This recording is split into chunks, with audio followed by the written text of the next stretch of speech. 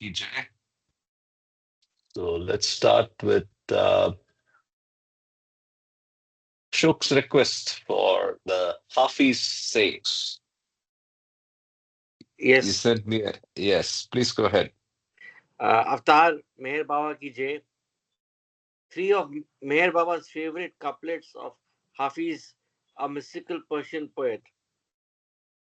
Befitting a fortunate slave, carry out every command of the master without any question of why and what. About what you hear from the master, never say it is wrong because, my dear, the fault lies in your own incapacity to understand him. I am slave of the master who has pleased me from ignorance. Whatever my master does is of highest benefit to all concerned. Hafiz. Allow me to just add, Karthik, that on January 31st, Baba asked for this board where these three couplets were written uh, early in the morning. So obviously, this is very close uh, to the his whole journey, and he paid a lot of reverence for this. Jai Baba. Yes. He had a deep love for Hafiz, and yes, he loved these sayings. Okay, Jay Baba, so I want to add something here. What Shok said. In fact, Baba reminded everybody during that last day that if you just focus on these three sayings, then just like good thoughts, good words, good deeds, if you're able to follow that diligently, that would be his wish. And one more thing I want to add here is my own version, which I kind of developed maybe a couple of months or 6 months ago.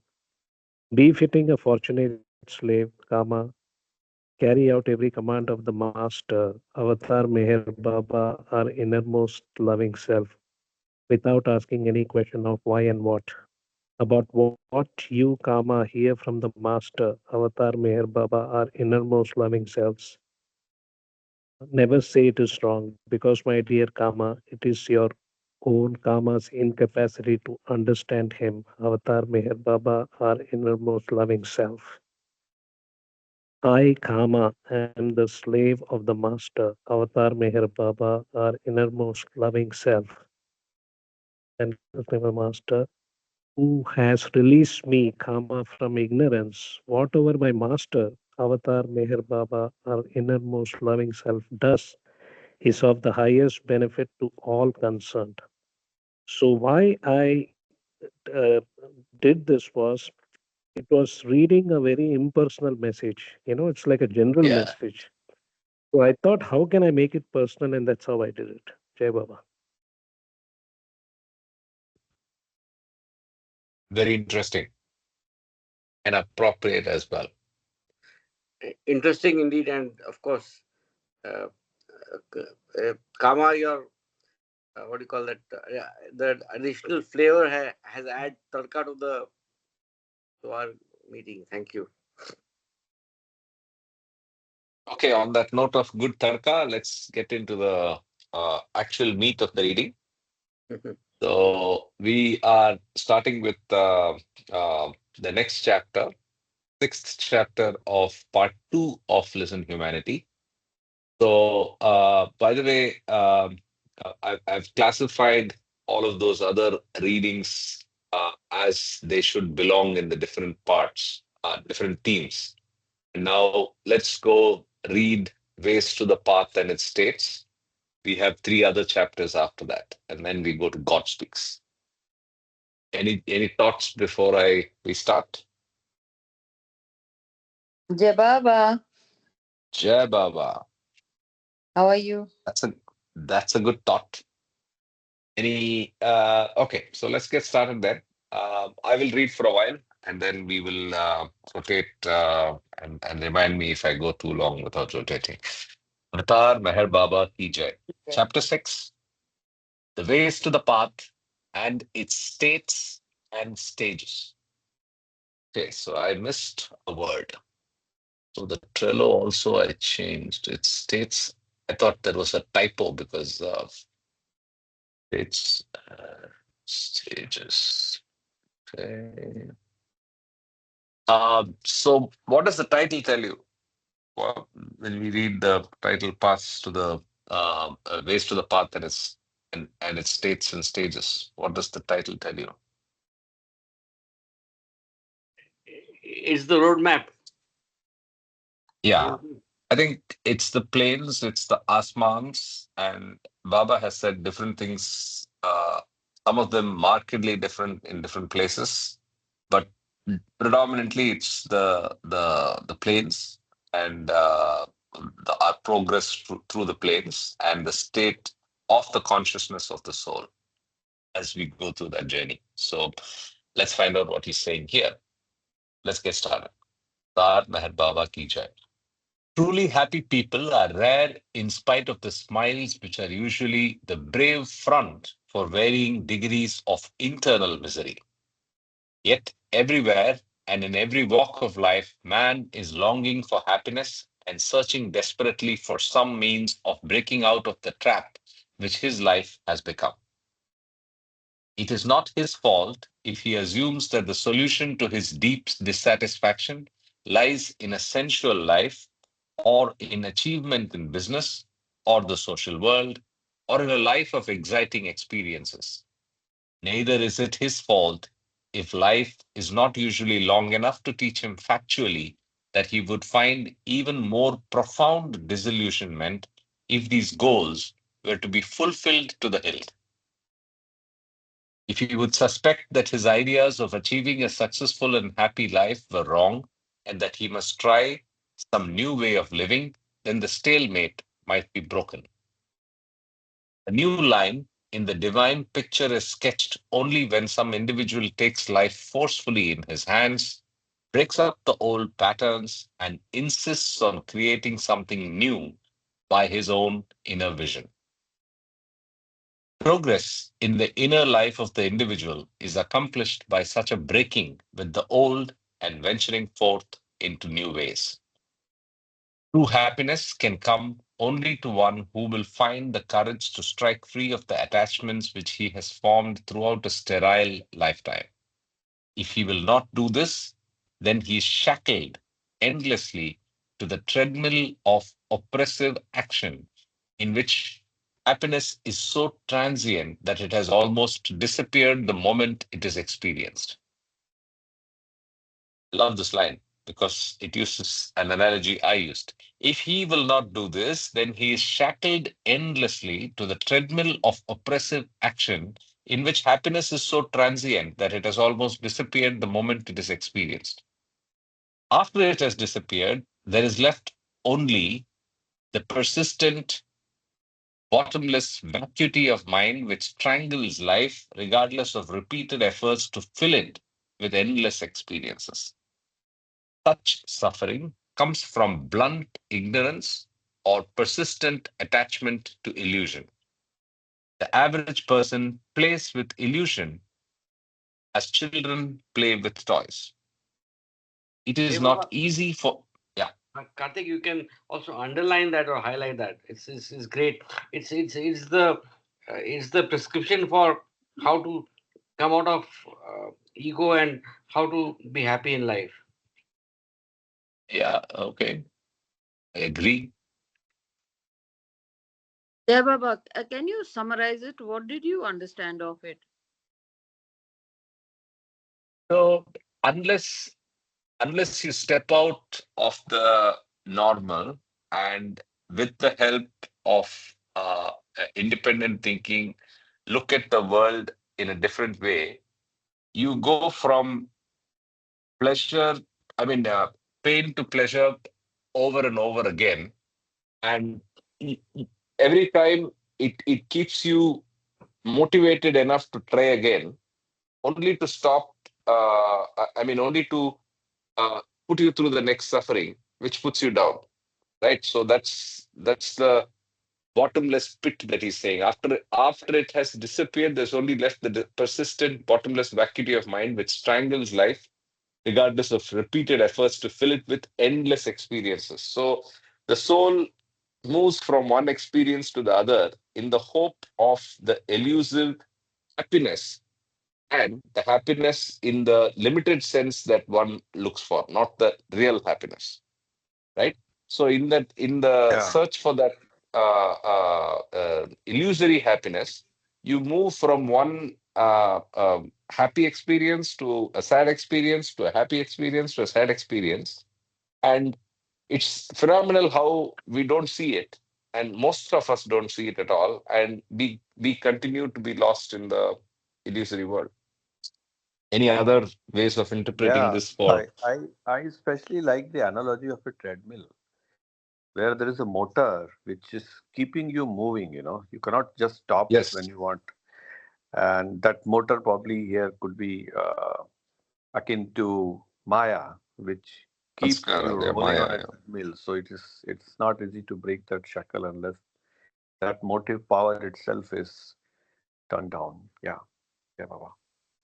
Jay Baba, and just to add to what has been said, that treadmill is it gives you happiness which is transient or which is temporary. It just gives you, like a khwab or a dream, and you're caught up in the world of duality. That means you're caught up in the world of duality, full of ego, and I take that EGO, edge God out, and I've added a acronym called LAG, LAG, something which brings you away from your path, and that is greed, anger, and lust, or lust, anger, and greed. So basically, you get caught up in all these vikars or sanskars, just like they've used the analogy of a toy also somewhere in this. I think Next it's para. in next paragraph. So you Yeah. get enchanted by it. You get enchanted by uh, the world of duality, and you are actually taken away from the real goal or reality of you know of God realization. Jai Baba. Yeah, Baba, the way I look at it is coming down to the brass tacks. We're having Jagran, 16 hours, and then Swapna and Sushupti. Three different aspects in the 24 hours daily.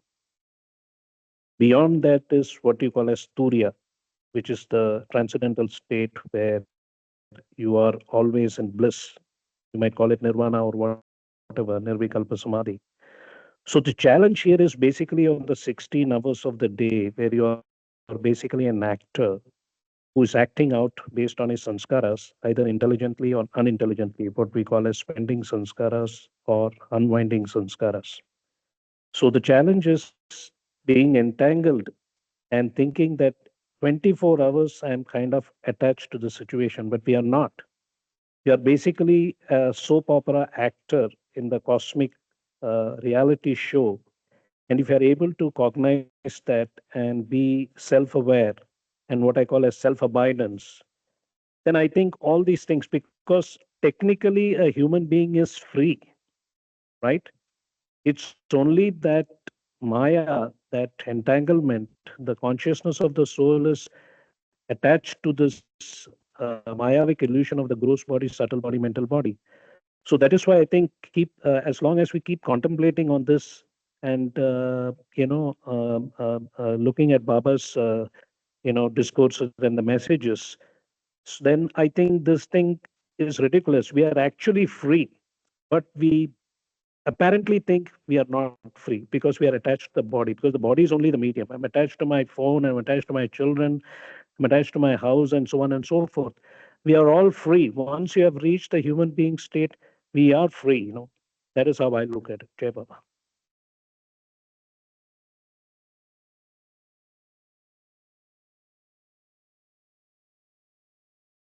Very interesting reactions and comments from Ashok, Sanjay, and of course Kama.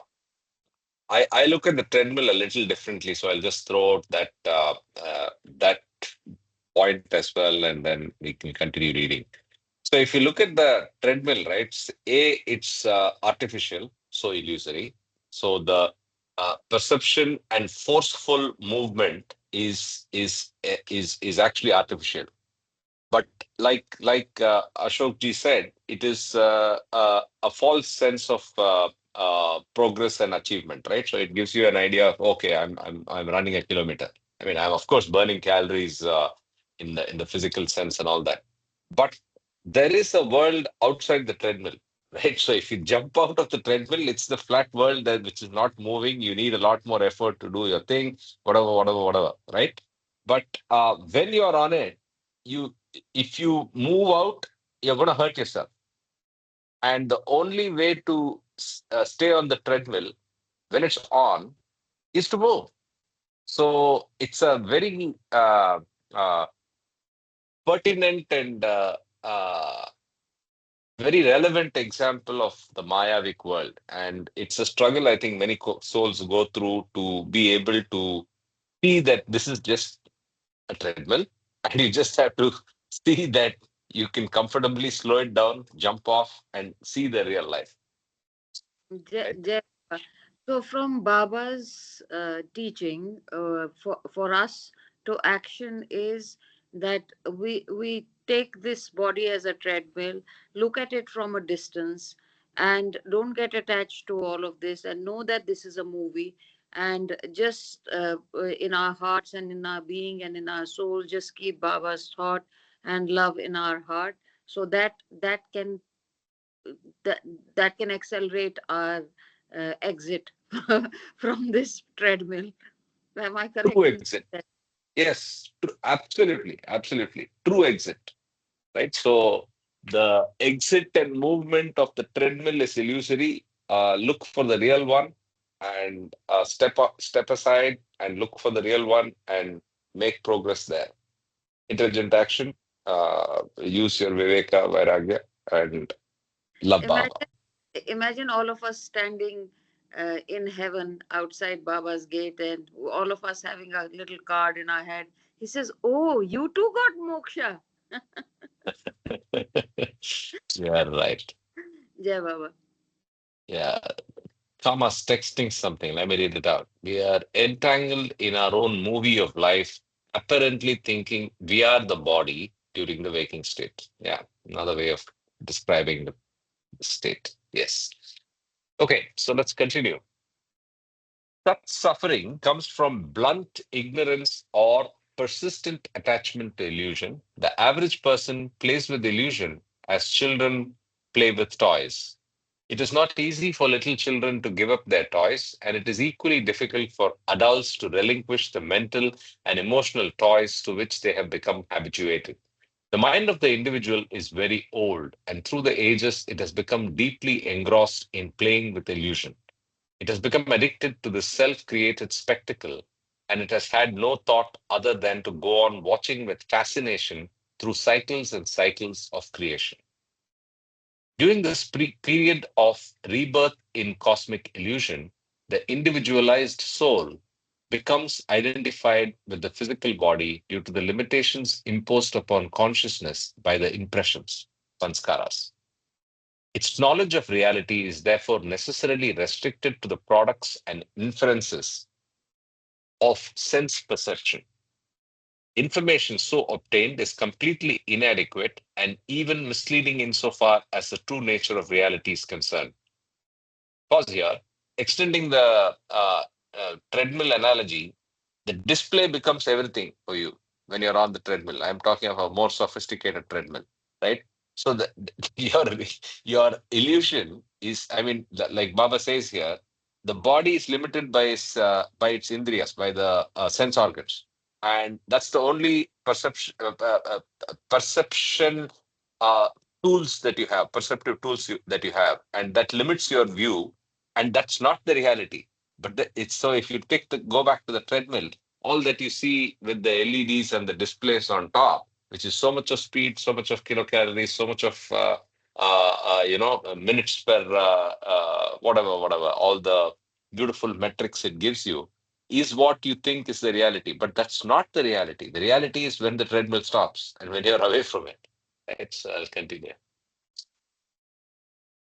So again, I'll read the last line and continue. Information so obtained is completely inadequate and even misleading insofar as the true nature of reality is concerned. The quest for happiness is irretrievably enmeshed in the problem of the illusion of the world of form with which the individual self has become identified through the body. If this illusion can be shattered, the shackles which bind happiness are automatically shattered as well. But how to shatter the illusion? An individual who mistakenly believes he is a coward may live a lifetime of misery during which all his actions are shaped by this incorrect belief.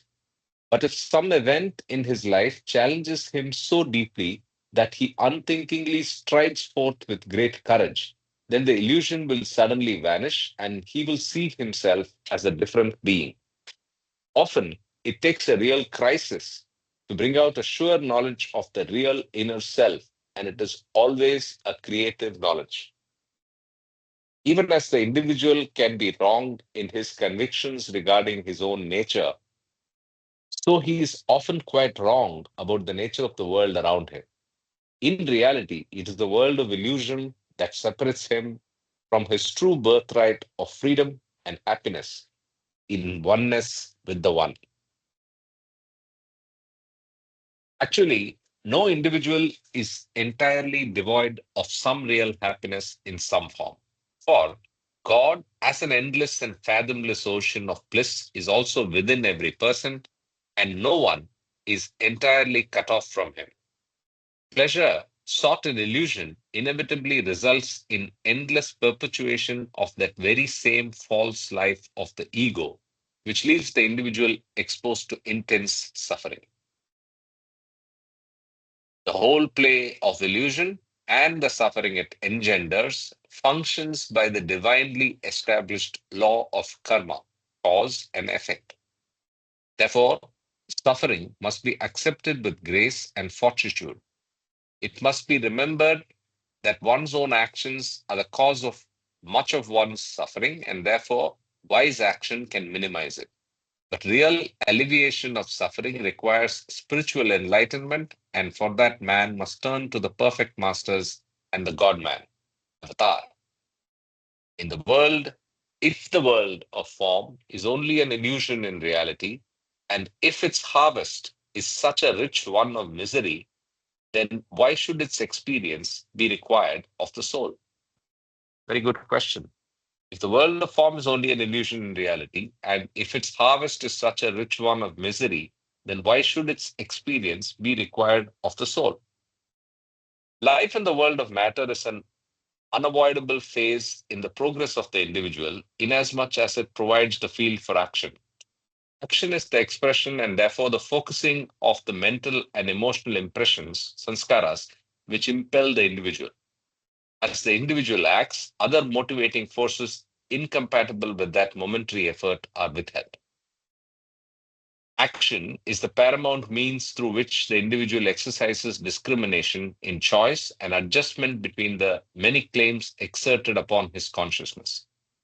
Action also links a large number of individuals together through the innumerable karmic ties which have arisen out of past service and bondage. The material world offers the necessary environment for this interchange and interdependence. Does action include thought and word? Or action is only physical action? Question. It's everything: thought, word, and deed. So action is any response to stimuli that the consciousness of the soul puts out in illusion. Is that correct? Correct. Okay. This is my interpretation. I'm open to any other thoughts, but thought, word, and deed is what I would think. Yeah, I think so too. I'm just putting it out there. Let's continue. On one hand, these karmic ties trap the mind in a complex web. On the other hand, they facilitate collective life with all its opportunities for exercise of love, sacrifice, service, and mutual help. Through the negative lessons of hate and malice, as well as the positive lessons of love and service, the the individual finds himself compelled to participate in collective effort. The mind's seeming isolation is continually invaded by the life streams of other minds, ultimately enabling the individual to abandon entirely the illusion he had entertained of being separate. Thus, he gradually becomes to realize the unity of all life. In spite of the suffering entailed, experience in the material world of action is thus not without compensating value. It constitutes a necessary phase in purifying the consciousness of the mind from all illusion in order that it may be transmuted into the consciousness of the soul. So, action is the reason why we go through all of this. Action, Leela, action, post Vim,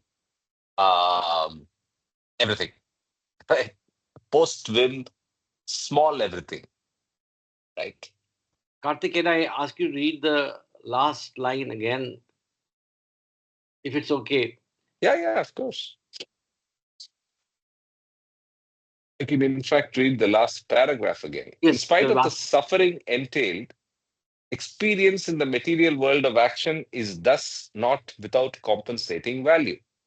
It constitutes a necessary phase in purifying the consciousness of the mind from all illusion in order that it may be transmuted into the consciousness of the soul.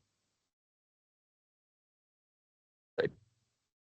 Okay, let's continue. Baba, um, so the word action, the way I interpret it is there is three kinds of action: action of thoughts, action of words, action of deeds.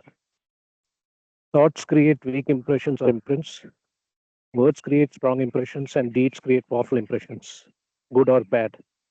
So technically, every human being is dealing with six variables the moment they wake up in the morning. So these impressions are basically which determines our ego personality self. So the consciousness which is talking about the transmutation, that is the super consciousness which we already have developed because consciousness has become full and complete in the human state. So the whole idea is to remove this sanskaric, what you call dust around the super consciousness, which is what we are doing in the human state. So this is the whole journey, hey Baba. Jai Baba. Perfect. Let's continue reading. We can rotate at this point to the next reader, whoever is ready. I can join. Please. One sees. Okay. Jai Baba. Avtar Meher Baba ki Jai. One sees then that the material and spiritual worlds of lower and higher illusion play an irrepressible role in the divine game, which has its goal that man shall become consciously aware of his own divinity. The positive values derived from the divine sport in illusion cannot be harvested without simultaneous collection of the residual byproducts of the coming to consciousness termed impressions or sanskaras. A newly constructed building is not considered to be really complete until the debris of construction has been cleared away. Similarly, the fully developed individual consciousness is not available for union with the divine until, until these residual products have been cleaned away and there is left only the complete, untrammeled, unitary nature of the individualized soul, now fully conscious of self. As discussed earlier, in the process of both sleep and death, the individual returns unconsciously and briefly to the beyond state of God. In it, the soul achieves refreshment before it returns first to the subconscious state of ordinary dreams or the intense subconscious state of heaven or hell, and then to ordinary consciousness. And then to ordinary conscious state of wakefulness or reincarnate life.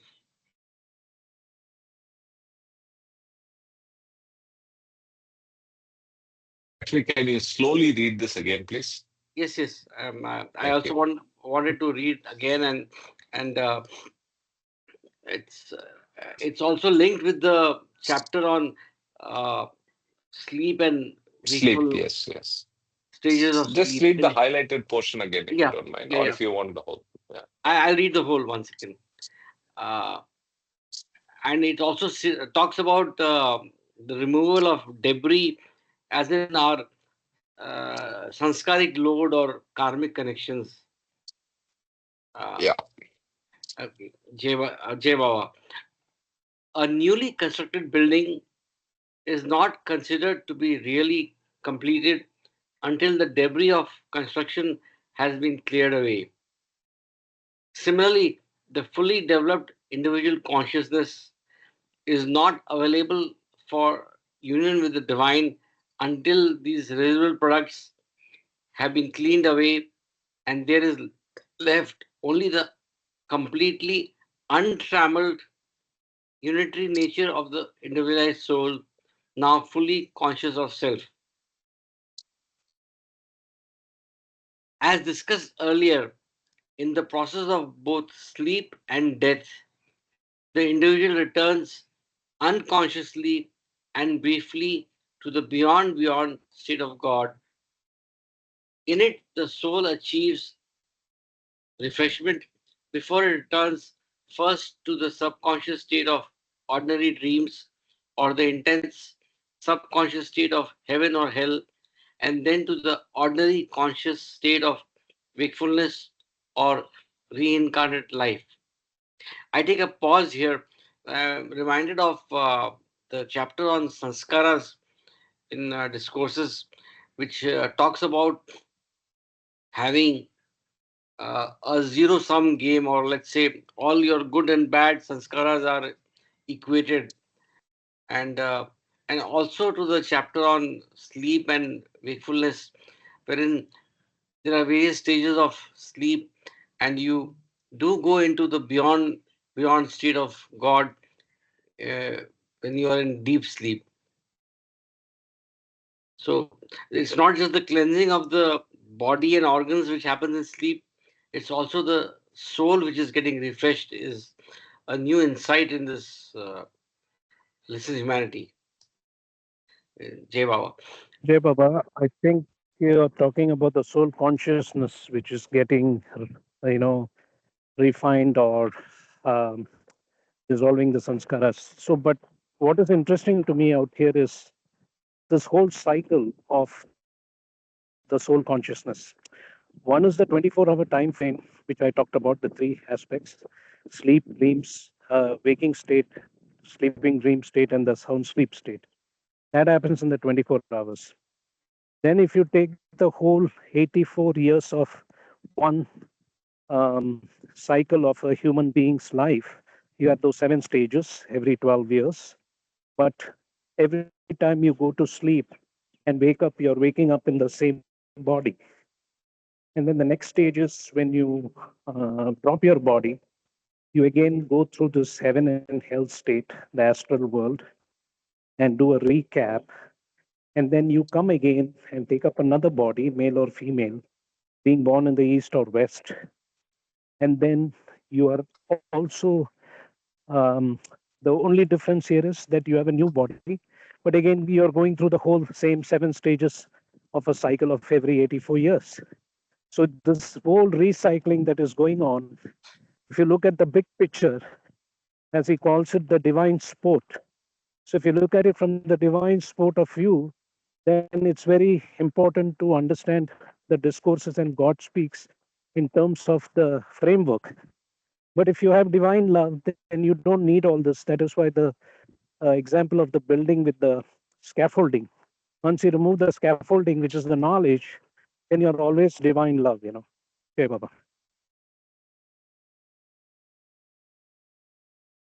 Yep. I'll continue. Uh, Yes. the individual cannot remain in the beyond state of God for long and for very important reasons. The goal is to achieve the full awareness of consciousness, which is fully achieved when all of the residual impressions have been dispelled. Full consciousness is achieved in the first human form, but remains captured, so to speak, by the residual impressions which continue to exist regardless of the waking or sleep state of the individual mind. It is as if they continue to stand as the unpaid balance of the price of consciousness. It is due to the standing impressions of sanskaras that the individual consciousness must return again and again from oblivion to square its account with illusion in illusion. Wonderful. Keep going. You can highlight or underline whatever. However, consciousness must eventually disengage itself from the investment in the material realm of action, for in the long run, all activities of the worldly man are like the movements of someone on the surface of the ocean. He develops some knowledge of the ocean of life through his activities, but only as much as is obtainable through exploration on the surface of the ocean. The time inevitably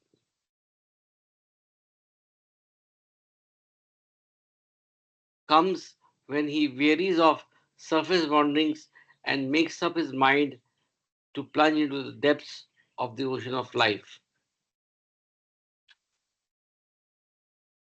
Thereupon, he becomes deeply concerned with the riddles of whither and whence, and this fact constitutes his spiritual birth by which he is eventually ushered into the path. The path of divine knowledge has both beginning and end.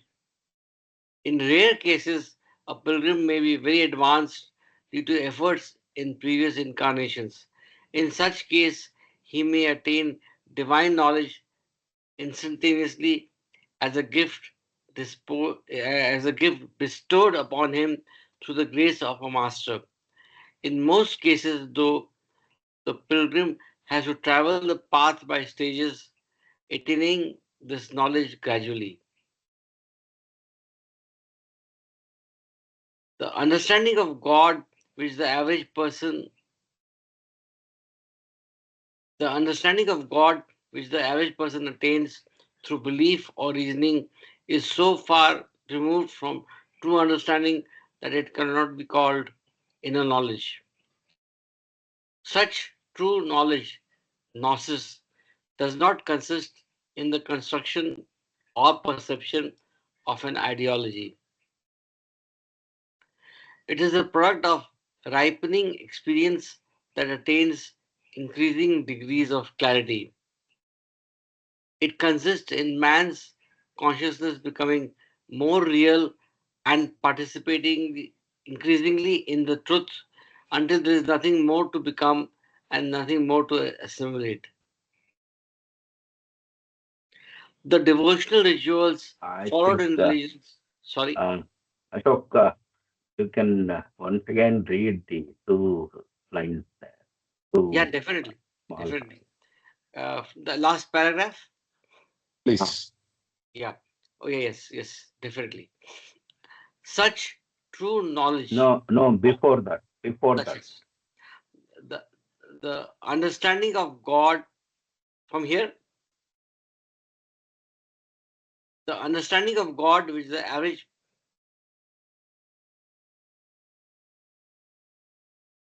person attains through belief or reasoning is so far removed from true understanding that it cannot be called inner knowledge. This is the one you wanted to read, me to read? Yes. Yeah. Yes. Go ahead. Yeah. Okay. I can read the next paragraph also again because it's all very, very uh, Please. Yes, these two paragraphs together make a lot of yes, they're very concrete and impactful. yes. You're right, Mamaji. They are impactful and a lot of wisdom in that. Such true knowledge, gnosis, does not consist in the construction of or perception of an ideology. It is the product of ripening experience that attains increasing degrees of clarity. It consists in man's consciousness becoming more real and participating increasingly in the truth until there is nothing more to become and nothing more to assimilate.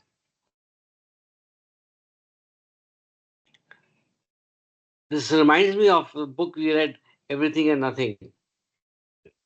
Yeah. Uh, the devotional rituals followed in religions do not lead the seeker to true inner journey, for in the greater part they are mechanical observance, pattern of the redeeming experience of divine love.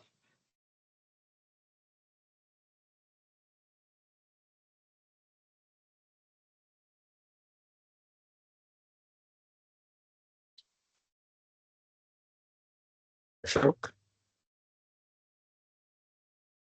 I think we lost her.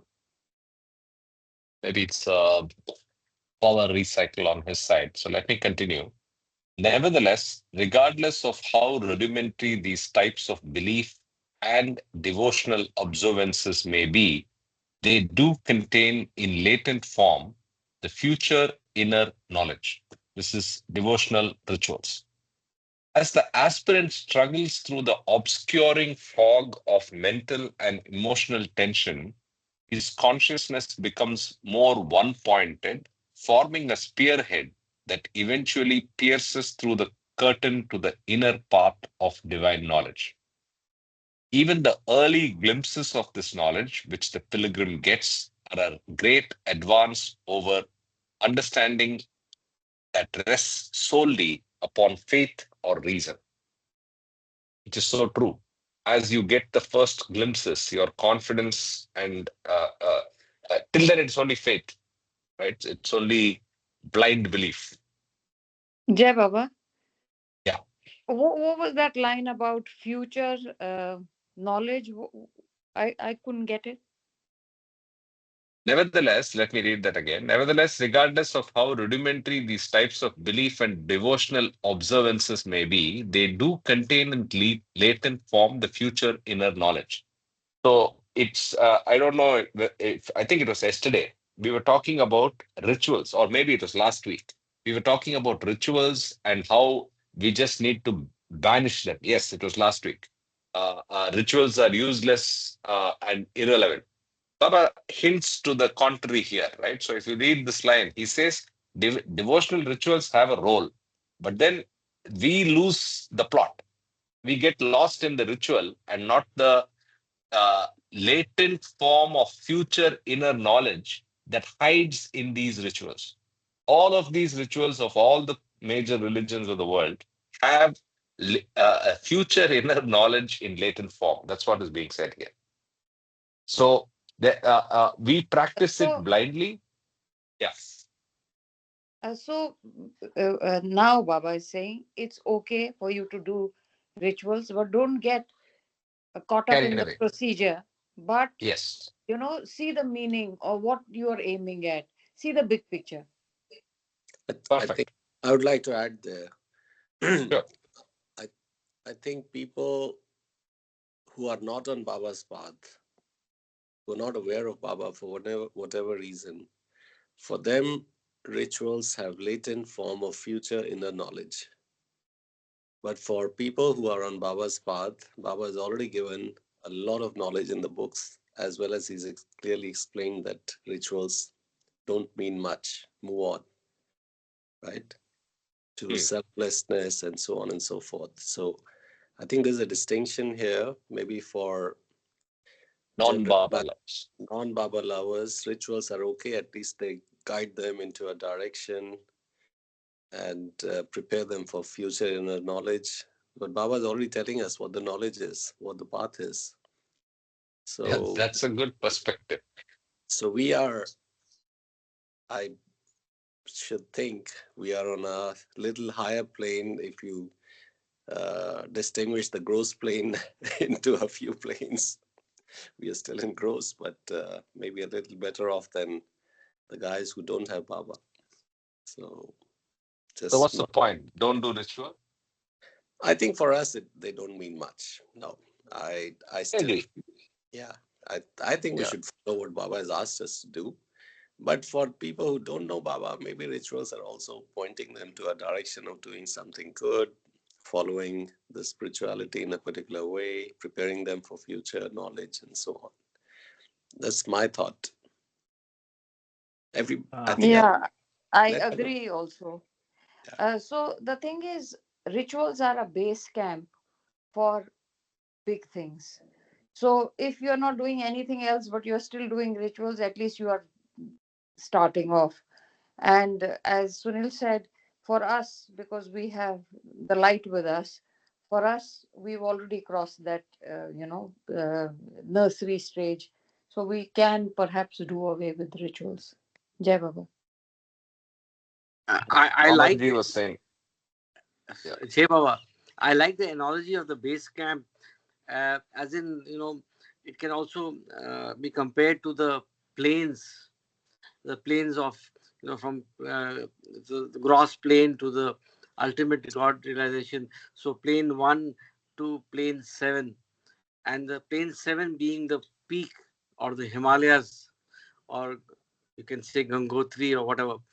But yeah, so I think that's a good a practical analogy of where we are and where we have to reach. Jai Baba. I remember one reading Lord Maher and say the initial stages of Baba's training of the Mandli and all that. He used to ask them to go to the temple or whatever say, uh, religious activity they were doing uh, for an hour or two in a day to continue that for some time. And maybe later on, this dropped out by themselves with Baba's association and his messages and all that. So this is a sort of say connection that I build here. So rituals give you a footpad to go ahead, but don't get stuck there. So go ahead. That's the message there. Jai Baba. Is that Mama Ji? Oh my God. Oh my Yes. Baba. Welcome back, Mama Ji. I think you got lost in the rituals. Back to the plains. Yeah. Okay. So anybody wants to take over reading? I think Ashok ji had a technical issue and jumped off. If he's I'm back. I'm back. If for 5-10 minutes, if I if it's okay, or we can rotate whatever you. yeah. So please read for another 5 minutes. Ask the aspirant. Okay. As the aspirant struggles through the obscuring fog of mental and emotional tension, his consciousness becomes more one-pointed, forming a spearhead that eventually pierces through the curtain of the inner path of divine knowledge. Even the early glimpses of this knowledge, which the pilgrim gets, are a great advance over understanding that rests solely upon faith or reason. As the aspirant advances towards the path, he undergoes a significant change of direction that might be compared to a somersault. He is now more concerned with the inner realities of life than with the outward expression. As the emphasis shifts from the external to the internal aspects of life, the deepening of consciousness is greatly accelerated. Now, consciousness is no longer committed primarily to external incidents or routines, but is direct towards the deeper and truer aspects of being that demand greater integrity of thought and feeling.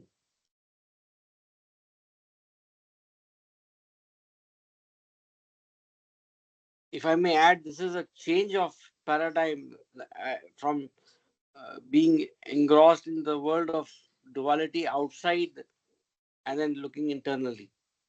Jai Baba. Yes. Yes. Caught up So with this. just another comment on what Mamaji said. So yes, so at various times, Baba has encouraged and even participated, especially in the Zoroastrian rituals, right? So, but I think I like Sunil's perspective, which is it's for the rest. So just move on and be sure of Baba's messages. That's it. And don't carry any unnecessary trappings or attachments to rituals. Yes. Please go ahead, Ashok. I'll continue with caught up, right? Caught up, yes. Caught up with this deeper awareness of the self is concurrent deepening of perception into the workings of the world. A refocusing of consciousness occurs, which is far reaching. All the avenues through which the individual conducts his search are radically transformed by the sincerity and concentrated purpose of this effort. The increasing depths of his internal understanding suffuse every aspect of life, giving it new form and meaning and causing him to hasten his exploration with the greatest exhilaration.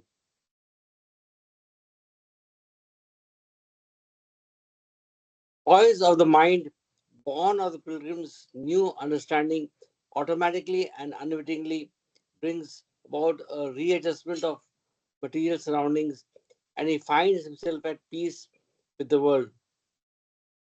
Conservatism, intolerance, pride, and selfishness are shed, and everything takes on a new meaning and purpose. Sinner and saint appear to be waves on the surface of the same ocean, differing only in magnitude. Even the natural outcome of forces in the universe rooted in time and causation. The saint is seen to have no pride of position, and the sinner no stigma of eternal degradation. Nobody is utterly lost, and nobody need despair.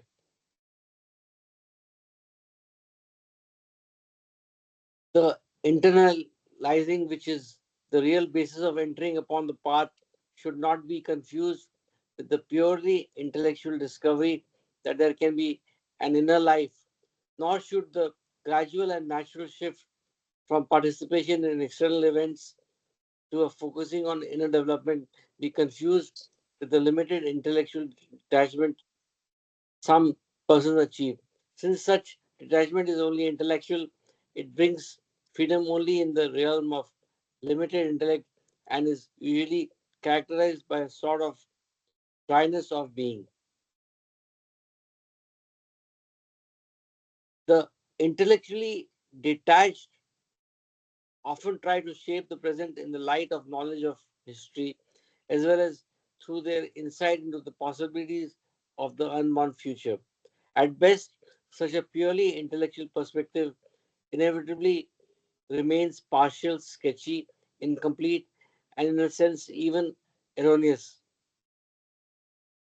Further, the intellectually detached are almost never in vital communication with the elements which so largely shape the course of the present. So what is this last line? The No, I think intellectually detached are almost never in vital communication with the elements which so largely shape the course of the present. I thought the intellectually detached are, I mean, they are obviously a step apart, step above the rest, but they are not fully aware of the true nature of reality. But how are they disconnected from the current? That I'm not able to understand. Karthik, I would say there are two marks. I There are two could say marks. that the okay. Wait, Ashok, hold on. So what I feel is that the intellectual detachment is like an intellectual conviction of Baba. But unless you have experiential conviction, where I call it grace, the divine grace of Baba. And the second thing is intellect can also mean only from the mind, but the domain of mind with thoughts, but not of the domain of mind with feelings. The heart aspect. I'm a victim of that. Okay, so I'm not going to say that. So can be an intellectual detachment without feelings, but feelings is an important component of life. That is where I think this particular line, what it means. Jai Baba. Jai Baba. Okay. You were saying something, Ashok. Yeah, I just want to add that we'll keep it simple. And what I understand is that there are two margs or two paths. One is the Jnana marg, the intellectual, path, and other is the Bhakti marg, and that is just pure divine love and devotion. Even in this group, we have people who are, not intellectual, may not and may not uh, spend time on the intellectual part of spirituality. Why, what, when, how, and all that. They just do pure bhakti or pure divine love, and that's their offering to, that's their connect with Baba. So I think to each his own, as there can be different paths for different people. Is what I interpret of this. Yeah. So I was only looking at that specific point of intellectual detachment. I think I totally agree with what Kama said. So it's probably the absence of the heart element or the feelings element. Yeah. We can rotate at this point. Oh, yeah, sure. Anybody volunteering to read? Norm, can you read? I don't think so. No, I'm saying no, Nomita. Sorry. Okay. Okay, let me read. Yeah, please go ahead. Therefore, the beliefs. Therefore, their beliefs. Just one moment. I need to pick up my specs.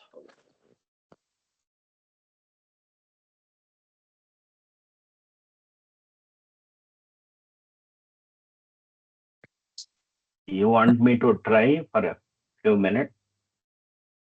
Oh, you're welcome. Maybe I can pick it please up. go ahead 10 minutes, and after then that. after that you can take over. Yeah. Therefore, Okay, their beliefs, please. even if transformed into effort, rarely produce marked results. The limited intellect is not competent to grasp qualities which are beginningless and endless. Intellectual perspective is workable and even indispensable for planned action. Yet, in the absence of illuminating wisdom of heart and clear intuition of spirit, intellectual perspective gives only relative truth bearing the ineradicable stamp of uncertainty. Did everybody understand this? I think I need to reread. Yet the Sure, go absence ahead. of illuminating wisdom of heart and a clear intuition of spirit, intellectual perspective gives only relative truth bearing the ineradicable stamp of uncertainty. So, is it saying that intellectual perspective bears uncertainty? Yes. It says it only gives not the absolute truth, but the relative truth, and it is Okay. stamped with uncertainty, which is ineradicable. So, I think Kama is the most intellectual person here. Kama, do you agree with that? Yes, accepted that. Well, Jai Baba, I think that I think intellectual is the theory part. The Okay. experiential is the practical aspect. And then to add on to what Ashok said about Bhakti Marg and Jnana Marg, again, this is a quote from Ramana Maharishi. One is if you are able to use your intellect, then you do self-inquiry. Who am I? And that who am I, as we know, is also part of Baba's God Speaks. He has given us the whole framework. Whereas in Ramana Maharishi, who am I was, he said, go figure it out. Go ask this question. Go ask yourself, who is asking this question? You know? So that is a different kind of exploration where you're doing self-inquiry, which is an intellectual pursuit. But intellectual pursuit is also a means, a medium, right? Whereas the bhakti or love and devotion, that has to include LOSs, love, obedience, surrender, sacrifice. You don't have to know the rules of the game. You don't need to know the framework.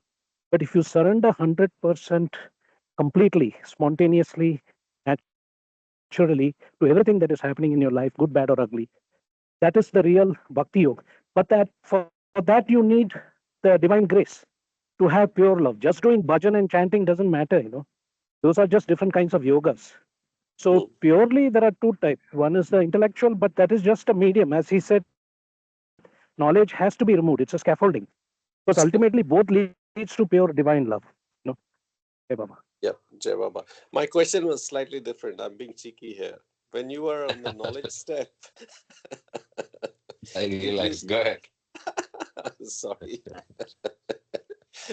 Did you feel uncertainty?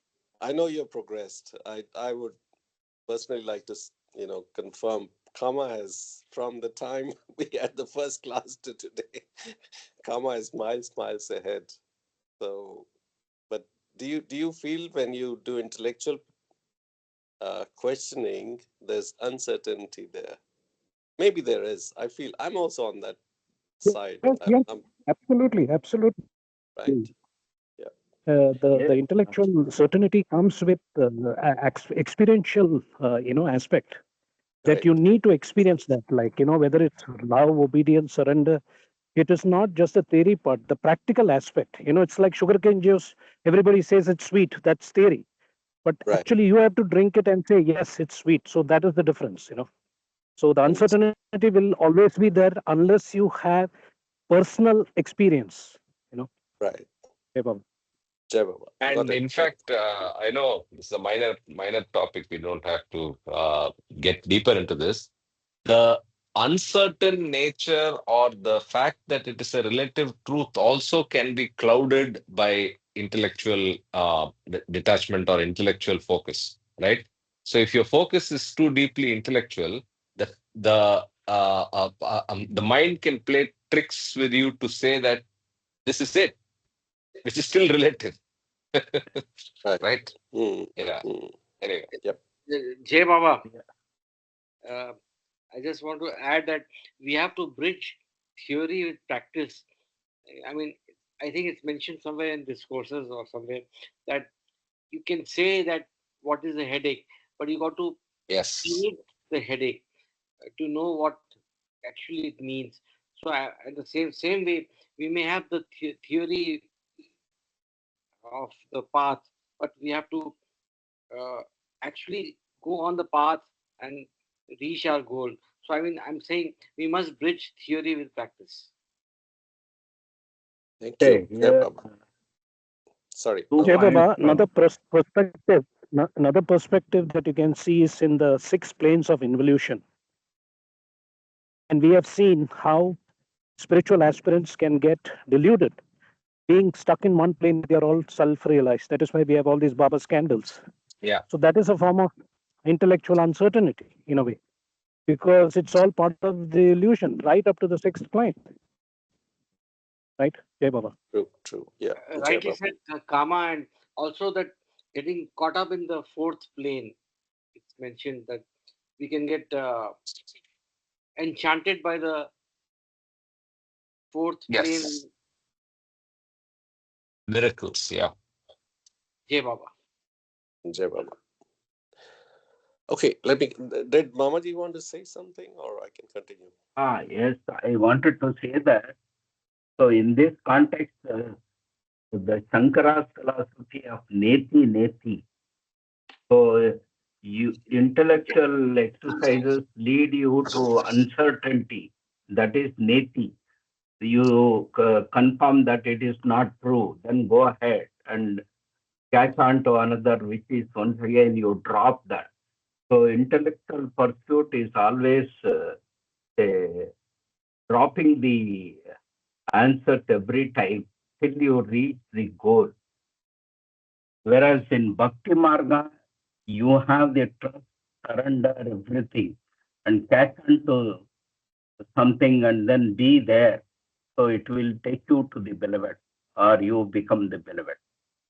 So these are the two different aspects that you can think of here.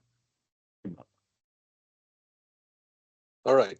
Can a blend of Bhakti Marg and Gyan Marg be medicine for certain people?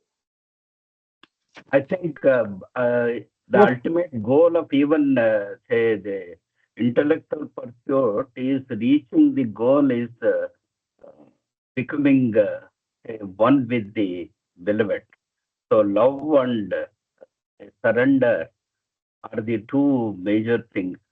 So intellectual pursuit is only to reach there in your, if your mind is very strong and you always reason out, then that is the way you have to go ahead in this life.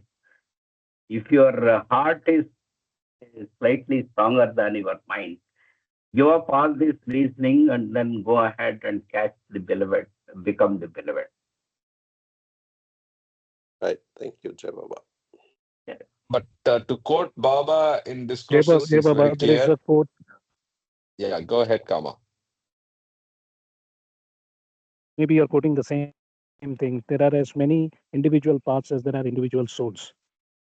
So it's a permutation, Yes. combination of Bhakti Yoga, Karma Yoga, Jnana Yoga, Raja Yoga, Neti Neti, Advaita Yoga, whatever you call it. So with the grace of a perfect master, then one can be guided properly, and that is how it is.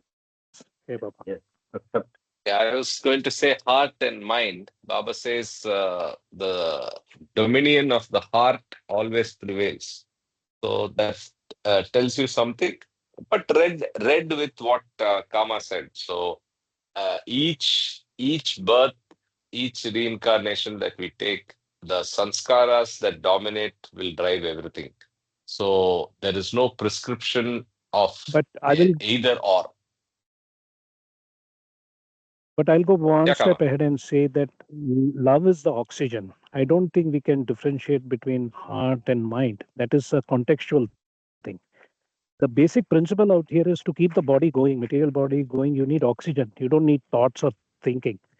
Thinking comes after breathing, right? Breathing is 24/7, 365 days, 84 years. Similarly, whatever path you choose, Jnana Yoga, Bhakti Yoga, Karma Yoga, or you want to be BMB, Bezos, Musk, Branson, you have to have love in whatever you do to succeed in whatever you're doing, whether it's in your material life or spiritual life. So love is the essence of everything in a way. That's my understanding. Jai Baba. Very interesting perspective. I like what you said. Love is the oxygen. So it's even if you miss that bus, you miss everything. Yeah.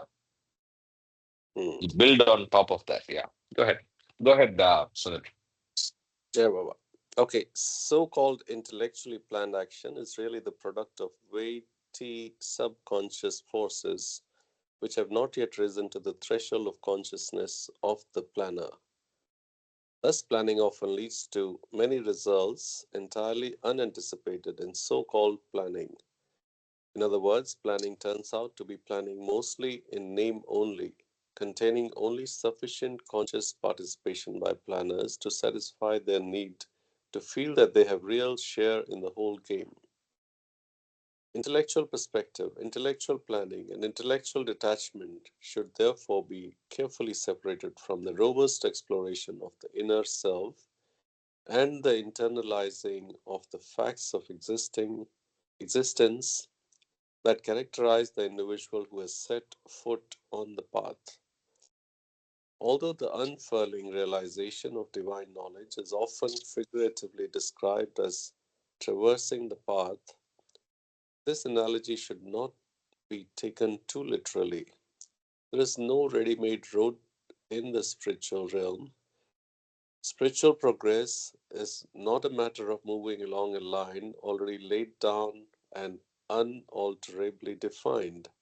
Rather, it is a creative process of spiritual involution of consciousness. And this process is better described as a spiritual journey than as traversing of a path. The journey is comparable, in fact, to a flight through the air and not to a journey upon the earth, because it is truly a pathless journey. It is a dynamic movement within the consciousness of the aspirant that creates its own path and leaves no trace behind it.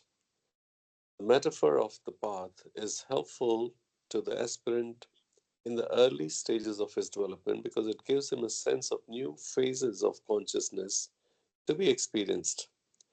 This anticipation is stimulated further by accounts of others who have completed the spiritual journey. This makes the pilgrim's ascent easier than if it depended solely upon his own unguided efforts to visualize the probable path. While trying to understand the path as described by the masters, the aspirant must also make use of his own imaginative faculty, but within the constructive bounds defined in the master's spiritual guidance. Actual spiritual experience is far removed from the uncontrolled imaginative expectation, as reality is from chaotic dreams. Though the imagination of the pilgrim is inevitably determined by past experience, it must offer no resistance to the directional suggestions of the master. You must keep within the framework set by the master or direction set Yeah. by the Yes. master. In fact, increasing surrender to the guidance of the master involves a drastic curtailment of the deceptive imagination, the roots of which are deeply embedded in the mental and emotional past of the pilgrim. With the gradual transmutation of aspirant's imaginative faculty into divine consciousness, the veil of ignorance becomes steadily less opaque. In the end, all imagination comes to a standstill and is replaced by the true, everlasting realization of God as the sole reality. Thus, the journey, like everything else in duality, is also an imaginative one, but it leads ultimately to final and enduring knowledge unclouded by any kind of imagination or transitory fantasy. As the aspirant progresses on the spiritual path, a fundamental modification in the structure of his sanskaras begins to occur. Whereas before the expression of one sanskara in the world of form resulted in the inevitable creation of fresh sanskaras, this self perpetuating process now begins to draw a close. As the aspirant's assertive lower self begins to be removed, the tension of the existing impressions can be released or expressed without the creation of fresh sanskaras. At first, slowly, but with a gradual increasing speed, the old sanskaras are spent with less and less creation of fresh sanskaras. With the final cessation of formation of fresh sanskaras, all the past impressions naturally unwind to finish free and then free of all impressions, the soul stands fully self-conscious forever. The various routes by which individual may start the journey are many indeed. Part, several of the principal ones are referred to as Jnana Marg, the knowledge, the way of knowledge, Karma Marg, or the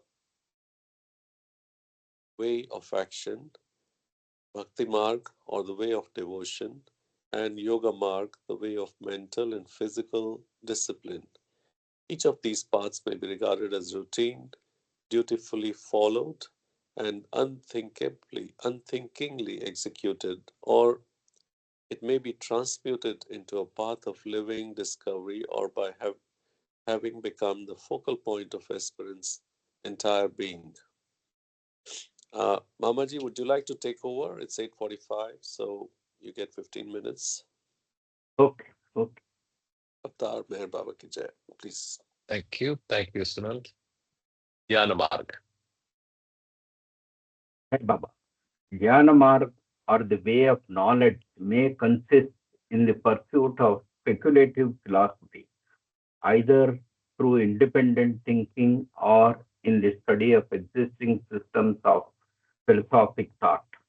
Or it may be transformed through concentrating the mind and the entire personality on the truth hitherto mentally grasped. Such deep meditation of spiritual realities is aimed at assimilating their inner meaning and results in lifting them out of the category of intellectual playthings into aiming, animating principles which invade and gradually transmute the innermost core of the aspirant. Karma marga, or the way of action, may normally consist of a life of service to humanity, a life in which effort is expended to improve the well-being of people through social, political, and physical projects.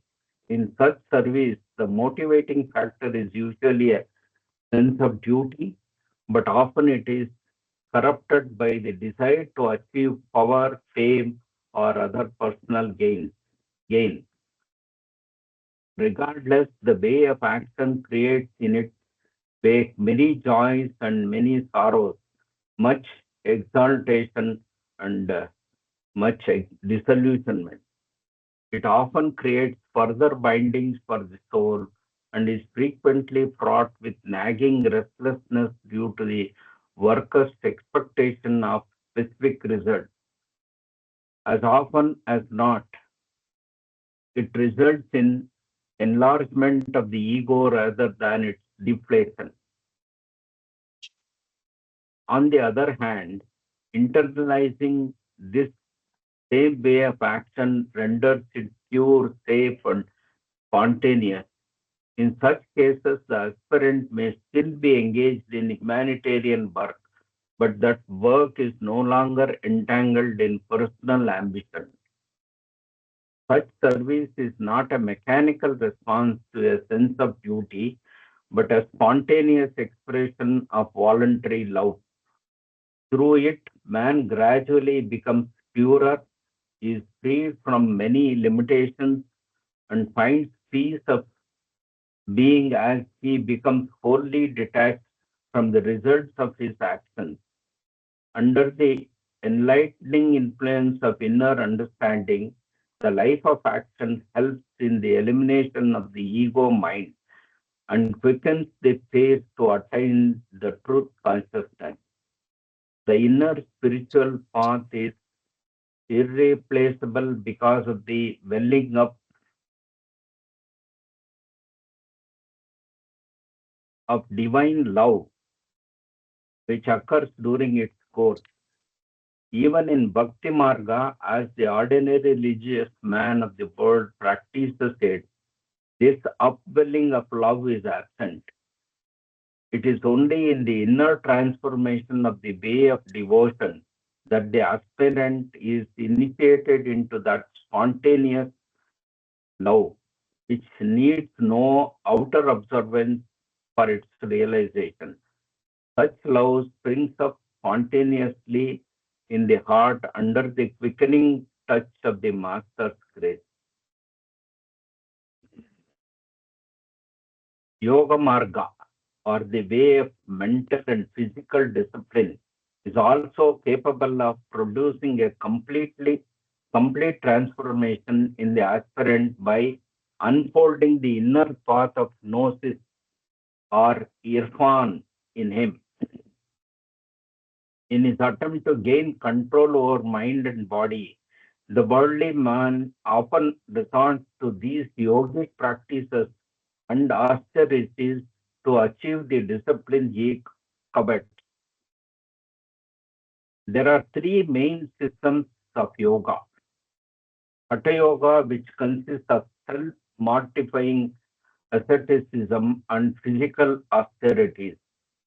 Raja Yoga, which is the process of mental self-denial through the resistance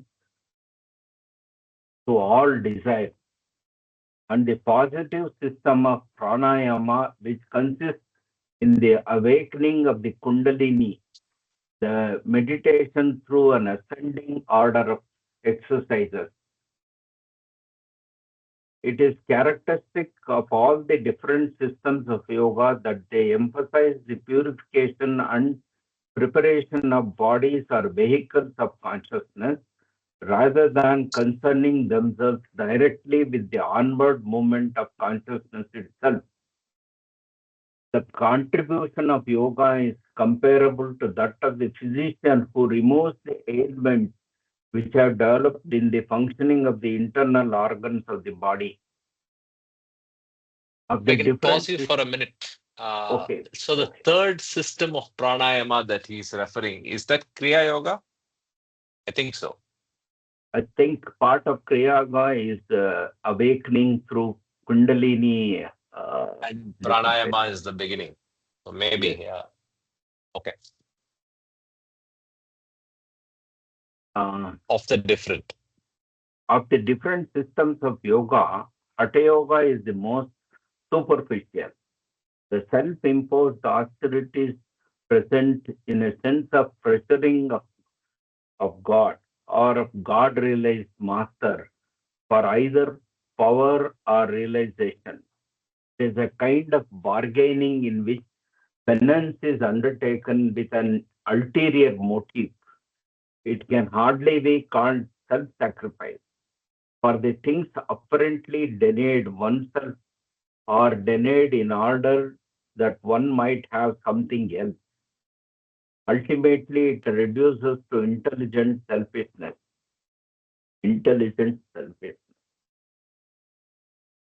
Spirituality as love can never be achieved through any type of coercion. If spiritual attainment should be sought in this manner, the person invites harm upon himself rather than spiritual benefit and restriction of power rather than expansion. In brief, he gets exactly the opposite of what he had thought. The yoga of mental self-denial through resistance to all desires, Raja Yoga, is chiefly negative in its method. It consists in a concentrated attempt to be freed from all good and bad bonds which plague the mind. In following this method, the individual attempts to avoid all bonds and desires. This in itself is a form of wanting, for it is wanting a state of wanting nothing, or it is a state of wanting, or it is wanting a state of wanting nothing. Okay. However, this form of yoga, when carried to its extreme limit, can result in the subjective annihilation of the ego structure of desire. The positive system of yoga consists in the practice of pranayama, breathing exercises, giving increased control over prana or the vital energy. It also includes the awakening of the kundalini of the latent spiritual power in man and is supplemented by an ascending order of meditation exercises. But in this yoga, there is the danger of the aspirant having a fall and retrogressing spiritually if he misuses his awakened occult power. This he inevitably does if these powers are awakened before he is spiritually ready. The aspirant is therefore well advised not to take up this positive system of yoga except under the direct supervision of a master. When aroused under the proper guidance of a master, However, the awakened Kundalini can lead the aspirant to the occult Riddhi Siddhi powers of the fourth plane, which is described later. In any case, the highest attainment possible through pranayama, the breath exercise phase of the positive system of yoga, is that the objective or semi-illumination of the fifth plane is that of the objective or semi-illumination of the fifth plane. Both the fifth and sixth planes of gnosis are states of illumination, but they may be either subjective or objective depending upon the manner in which the illumination has been achieved. The positive systems of yoga lead to the objective illumination of the fifth plane, but such objective illumination can only be termed semi-illumination, for in it God is experienced as without, and therefore sight of him is eclipsed or obscure. In contrast, subjective or full illumination is brought about through the inner path of love, which brings about a blending of devotion, knowledge, and action. Such subjective illumination in the fifth and sixth planes has absolutely no element of obscurity because God is experienced within. In a sense, God is nearer the subjective realm than the objective, although ultimately he is inclusive of both as well as beyond both. He is inclusive of both as well as beyond both. Such are the traditional paths by which the aspirant may launch upon his quest for realization. The particular route by which the worldly man will start his search is determined by his temperament and environment. But when he enters the inner spiritual path, he seeks the truth of consciousness as it is. This quest for the real compels him to transcend the obscurities of the mind and the things which arise from temperament and environment. Even as the inner truths unfold, these factors continue to limit his consciousness, but he is now impelled to make a conscious effort to free himself from their entanglement. The first evidence in the aspirant of freedom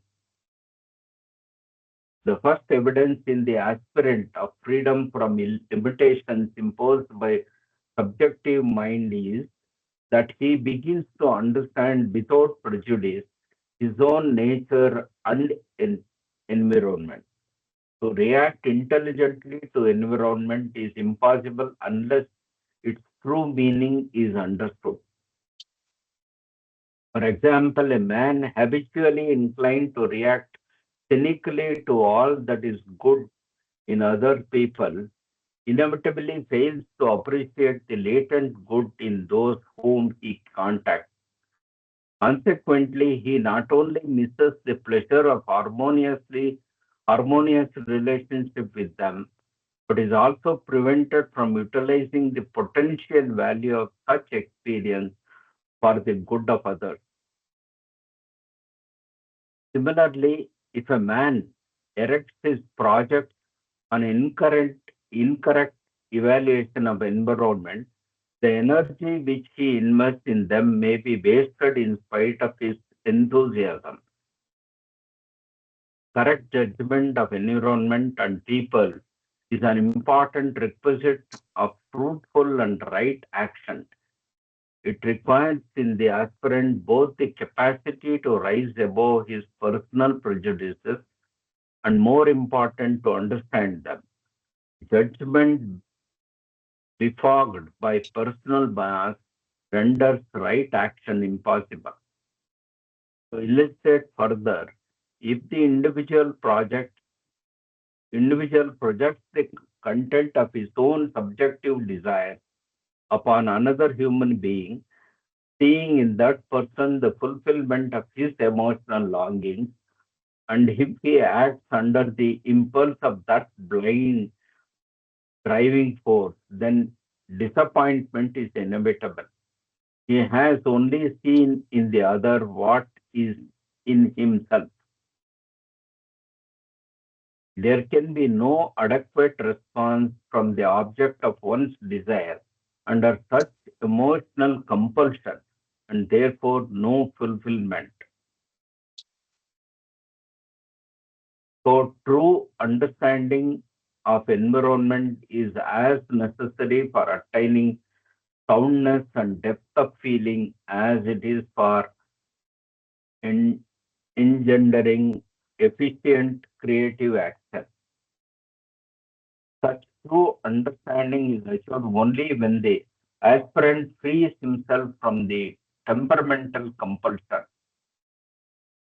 The personal factors which cause the worldly man to look upon the various approaches towards truth as widely divergent or even mutually antagonistic are gradually transcended on the path. Eventually, the ways converge and their interdependence is revealed to the aspirant. He sees that every way implements the other. Every way implements the other. Interesting. Thank you so much. I think we will stop here. We ran out of time. I was just looking for a logical point to take a pause. We will continue next Sunday. Thank you so much for joining back. And thanks for everybody who joined today. Look forward to seeing you all tomorrow. Have a blessed week and the rest of Sunday. Avatar Meher Baba ki jai. Avatar Meher Baba ki jai. Okay, Jai Baba. Jai Baba.